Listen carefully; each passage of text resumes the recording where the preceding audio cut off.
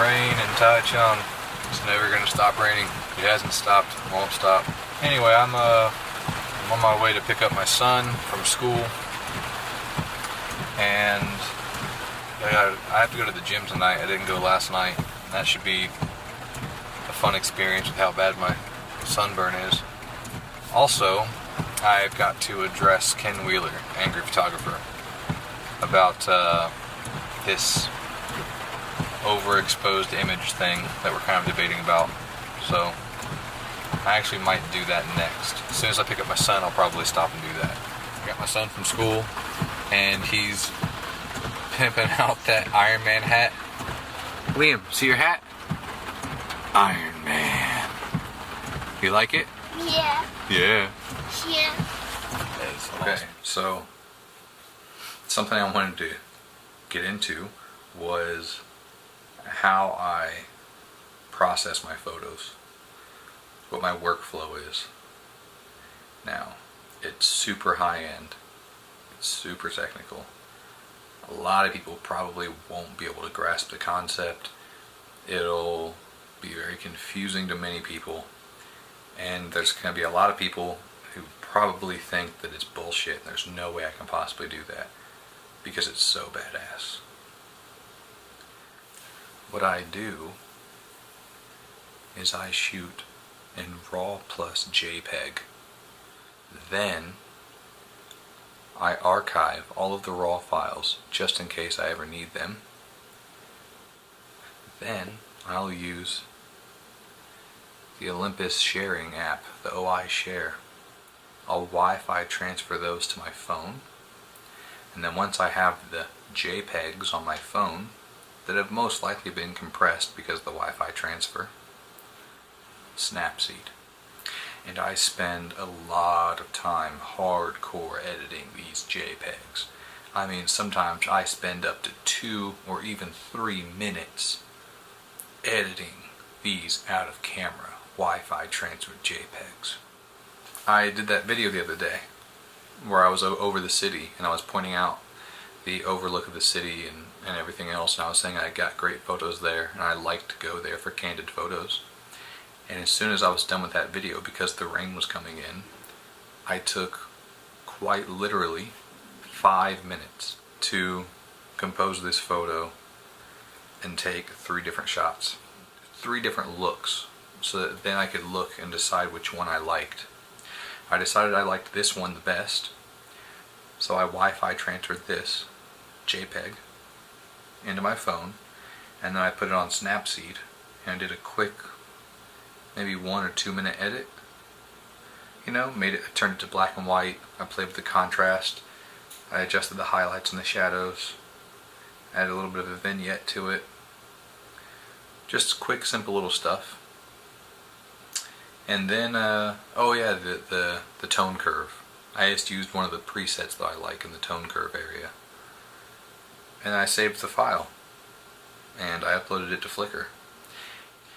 It was taken with the EM5 Mark II, using the cheap 12 to 50 lens at 50mm, f8 1/100th of a second, auto white balance, ISO 500.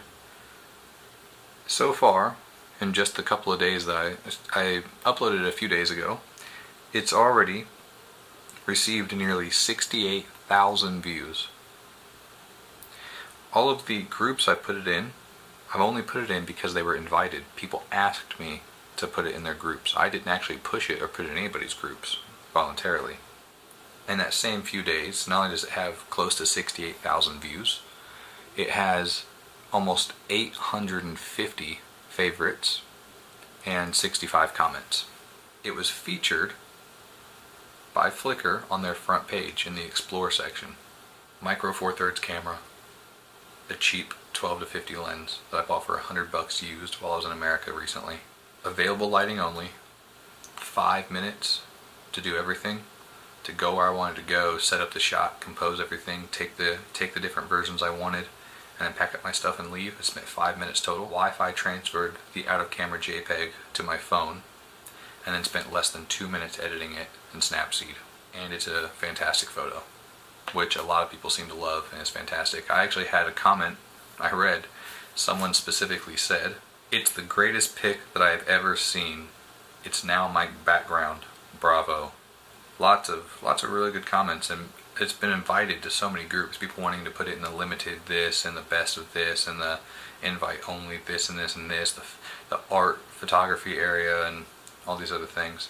And every time I check my phone, I have more notifications that people are still seeing it. It's still being shared and added to groups, and it's probably going to go over 1,000 favorites. I used to be the guy who shot with full frame, and I spent a lot of money on my lenses, and I had a desktop that I built specifically for photo editing, like Lightroom and Photoshop and this and that. I would shoot raw only. The external lighting and the fill lights and the light modifiers and the reflectors and everything else. Unknown amounts of time just sitting in front of a computer, staring at a screen, trying to get everything just right. And now I've become the guy that shoots with micro four thirds. I'll use whatever lens serves my purpose, no matter how much it happens to cost. This one, for example, I spent $100 on it. And it's a cheap lens anyway, but I spent $100 on it used, but it's a fantastic lens. It gives me a 24 to 100 equivalent. It's got an electronic zoom option, which is great for video. It's got a dedicated macro mode, which works fantastically well. Gives like a 3/4 to 1 ratio. And it's weather sealed. And it fits all the filters that my old Nikkor 200mm used. Weather sealed, electronic zoom, dedicated macro, 24 to 100 equivalent. Like, can't beat that.